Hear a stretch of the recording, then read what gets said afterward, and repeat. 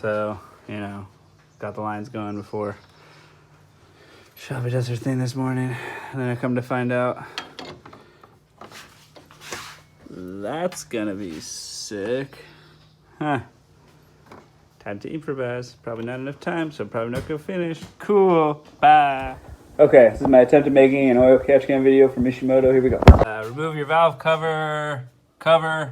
Remove that pipe. You just like take a little, pop it off, and then you cut off. I just cut off. People heat gunned it, I saw online, but used a razor blade, cut that part of the hose off, ran that hose, then I cut the other one off, ran that U-hose, and then I was gonna mount this to here, but the tubes ran, whoa, thinking about it. The two tubes were running right into here. Couldn't do it lower, and I had to like space it too far up. So I'm gonna drill a hole in the strut brace from Beck Racing to run the catch can. It's got room down here, and it's not touching the intake or the charge pipes. That was the other problem with the intercooler piping. And then that runs back there now. So just make sure when you buy parts that they all work together, because you're gonna do some special stuff like I just did.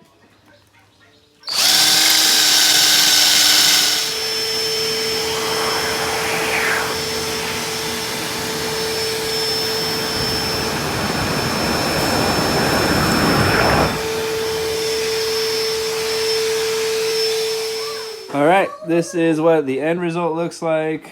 Again, wasn't able to put it in front of the power steering pump with that mount because the HKS was going to be right in the way, and that wasn't going to work out. So I took one really nice bolt setup, mounted it there. It's ridiculously solid. I don't have two hands right now to show you, but super solid. I'm going to probably put a couple of zip ties just to hold those tubes together up to that crossbar. And yeah, it's real nice, all cinched up.